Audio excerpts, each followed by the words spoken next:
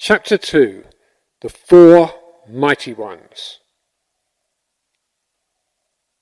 And a river went out of Eden to water the garden, and from thence it was parted and became into four heads. Genesis 2:10. And every one had four faces. Ezekiel 10:14. I see four men loose, walking in the midst of the fire, and they have no hurt. And the form of the fourth is like the Son of God. Daniel 3:25. Four mighty ones are in every man. Blake.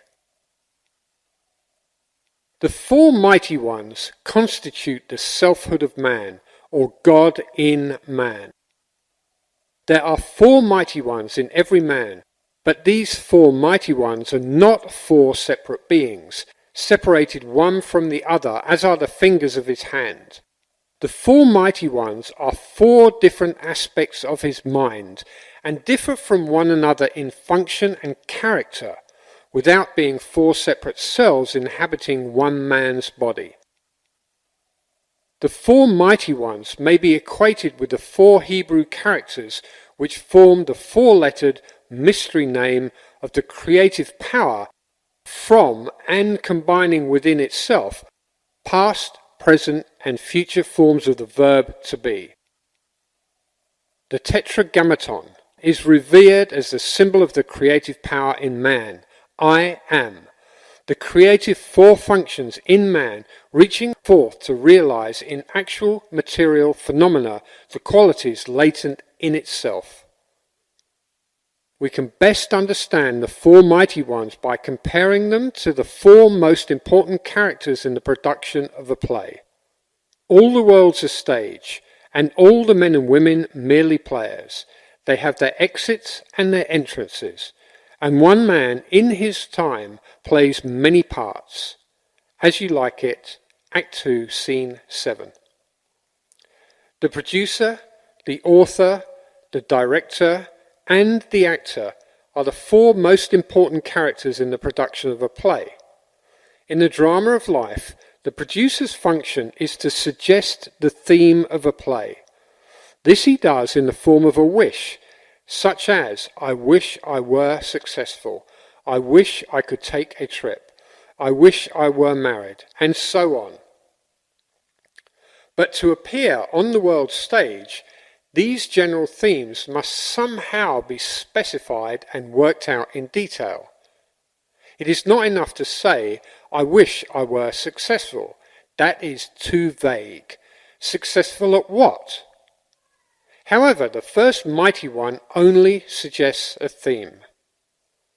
The dramatization of the theme is left to the originality of the second mighty one, the author.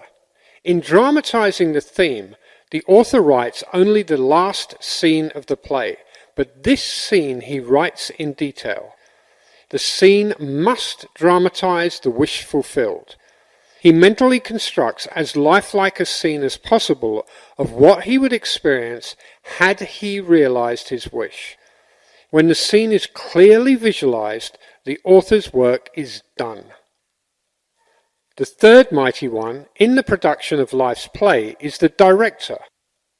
The director's tasks are to see that the actor remains faithful to the script and to rehearse him over and over again until he is natural in the part.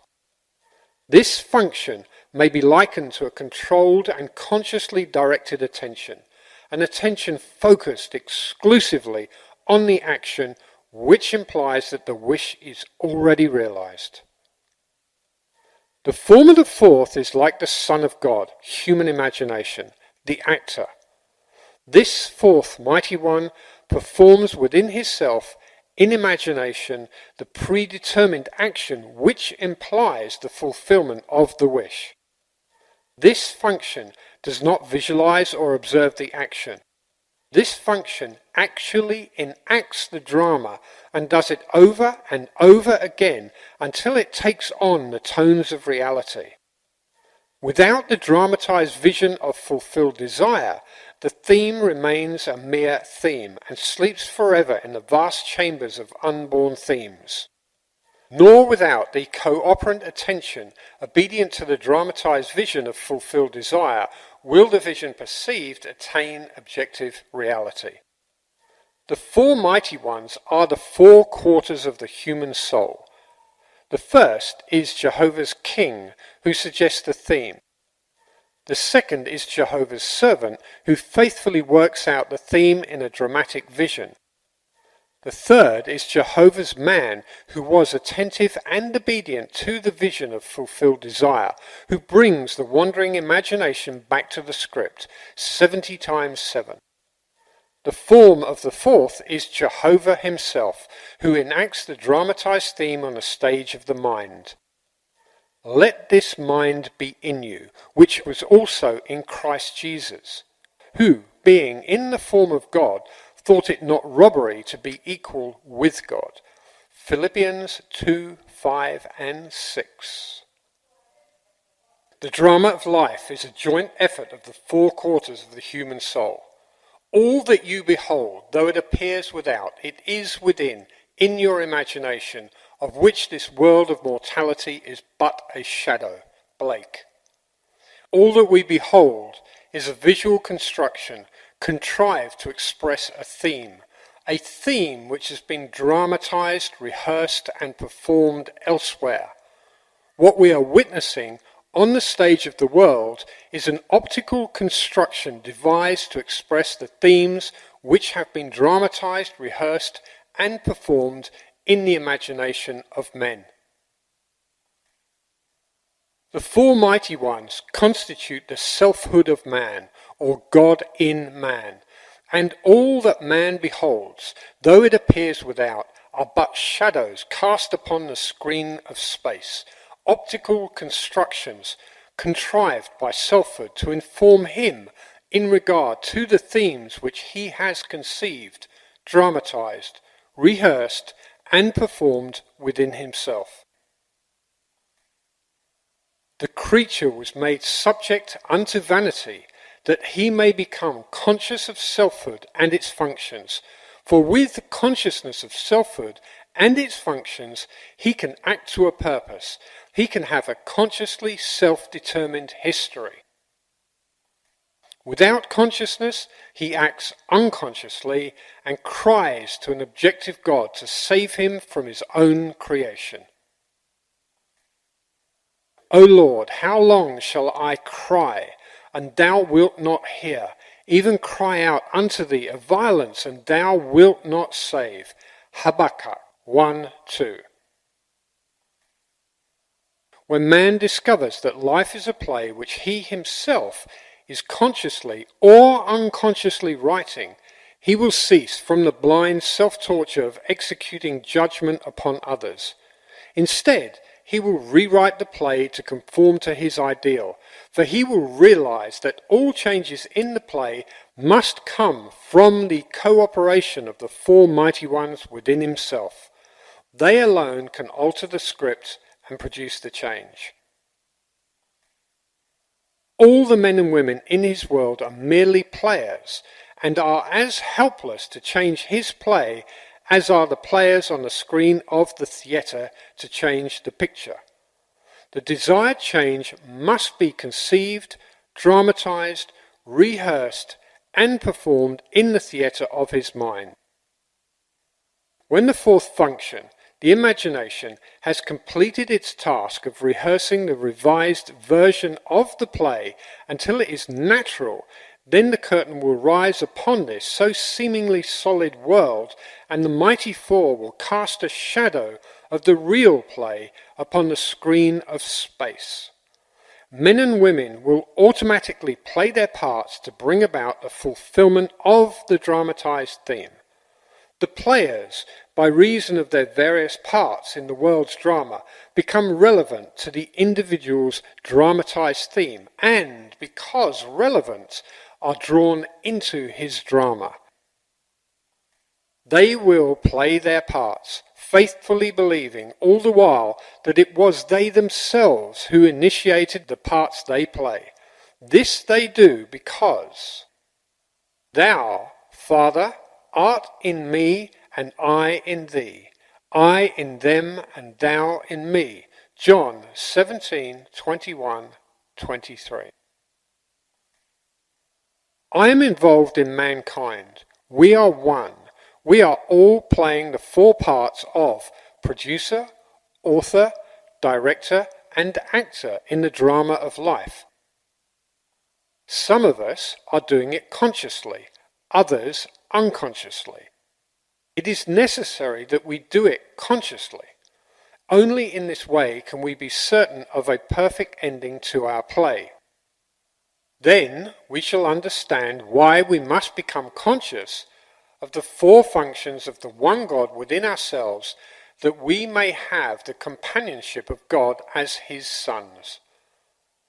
Man should not stay a man. His aim should higher be. For God will only gods accept as company. Angelus Silesius. In January of 1946, I took my wife and little daughter to Barbados in the British West Indies for a holiday. Not knowing there were any difficulties in getting a return passage, I had not booked ours before leaving New York. Upon arrival in Barbados, I discovered that there are only 2 ships serving the islands, one from Boston and one from New York. I was told there was no available space on either ship before September. As I had commitments in New York for the first week of May, I put my name on the long waiting list for the April sailing. A few days later, the ship from New York was anchored in the harbour. I observed it very carefully, and I decided that this was the ship we should take. I returned to my hotel and determined on an inner action that would be mine were we actually sailing on that ship. I settled down in an easy chair in my bedroom to lose myself in this imaginative action. In Barbados, we take a motor launch or rowboat out to the deep harbour when we embark on a large steamer. I knew I must catch the feeling that we were sailing on that ship. I chose the inner action of stepping from the tender and climbing up the gangplank of the steamer. The first time I tried, my attention wandered after I'd reached the top of the gangplank. I brought myself back down and tried again and again. I do not recall how many times I carried out this action in my imagination until I reached the deck and looked back at the port with the feeling of sweet sadness at departing. I was happy to be returning to my home in New York, but nostalgic in saying goodbye to the lovely island and our family and friends. I do recall that in one of my many attempts at walking up the gangplank, in the feeling that I was sailing, I fell asleep. After I awoke, I went about the usual social activities of the day and the evening. The following morning, I received a call from the steamship company requesting me to come down to their office and pick up our tickets for the April sailing. I was curious to know why Barbados had been chosen to receive the cancellation and why I, at the end of a long waiting list, was to have the reservation. But all that the agent could tell me was that a cable had been received that morning from New York offering passage for 3. I was not the first the agent had called, but for reasons she could not explain, those she had called said that they now found it inconvenient to sail in April. We sailed on April the 20th and arrived in New York on the morning of May the 1st. In the production of my play, The Sailing on a Boat That Would Bring Me to New York by the 1st of May, I played the 4 most important characters in my drama. As the producer, I decided to sail on a specific ship at a certain time. Playing the part of the author, I wrote the script. I visualized the inner action which confirmed to the outer action I would take if my desire were realized. As the director, I rehearsed myself, the actor, in that imagined action of climbing the gangplank until that action felt completely natural. This being done, events and people moved swiftly to conform in the outer world to the play I had constructed and enacted in my imagination. I saw the mystic vision flow and live in men and woods and streams until I could no longer know the stream of life from my own dreams. George William Russell. I told this story to an audience of mine in San Francisco, and the lady in the audience told me how she had unconsciously used the same technique when she was a young girl. The incident occurred on Christmas Eve. She was feeling very sad and tired and sorry for herself. Her father, whom she adored, had died suddenly. Not only did she feel this loss at the Christmas season, but necessity had forced her to give up her planned college years and go to work. This rainy Christmas Eve, she was riding home on a San Diego streetcar. The car was filled with the gay chatter of happy young people home for the holidays.